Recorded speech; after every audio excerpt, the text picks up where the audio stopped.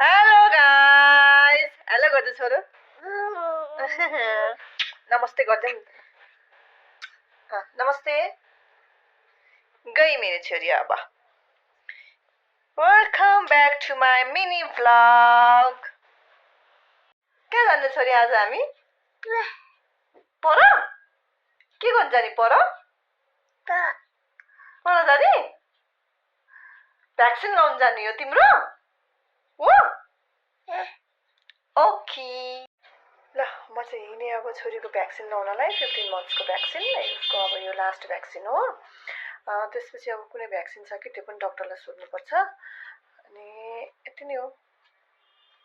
छोरी भ्याक्सिन लाएर आएर निराइन्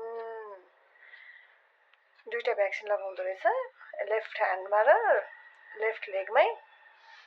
अब हेरौँ कतिको गाह्रो हुन्छ। अहिलेसम्म त गाह्रो भएको छैन। भ्याक्सिन लाउँदा धेरै रोइन् छोरी। आइन्, एक बोतल दुध खाइन्, सुतिन्। अब म चाहिँ मेरो दैनिक काममा लाग्छु। टन्नै काम छ मेरो। ल अब फटाफट कामतिर लाग्नु पर्यो। वेट पनि राम्रो रहेछ छोरीको। अब लुगा राखिदिन्छु मेसिनमा। पानी तताउन राखेँ छोरीलाई। अब म खाना बनाउँछु मेरो लागि। खाना बसाल्नु पर्यो नि। ल अब सुरु भयो मेरो दैनिक काम। नानी सुतेको बेलामा सफा गर्नुपर्छ। फेरि छोरी उठेर फेरि खेल्न खोज्छिन्। भुइँभरि फोहोर हुन्छ। फोहोर टिपेर मुखमा हालिदिन्छे। गाह्रो छ नि। लुगा सब मिलाएर राख्नुपर्छ। यति काम गरेपछि आनन्द हुन्छ।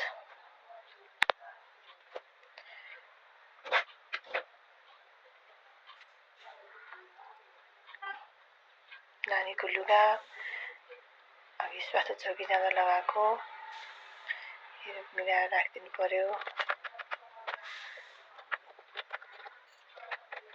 अहिले काम गरेन भने फेरि नानी उठेपछि एउटा काम गर्न पाइन्न। उसकै पछि लाग्दा दिन जान्छ।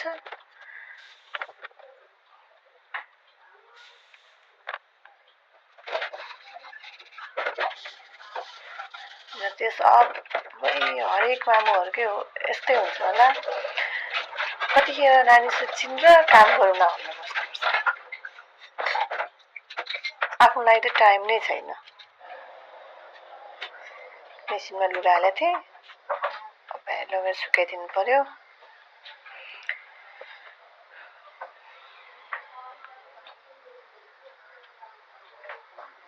आज घाम पनि राम्रो लागेको छ।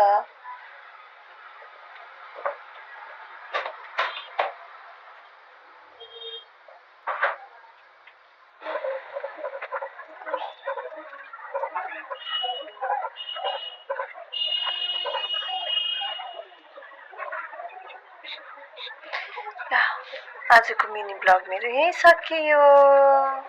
By bye मामु।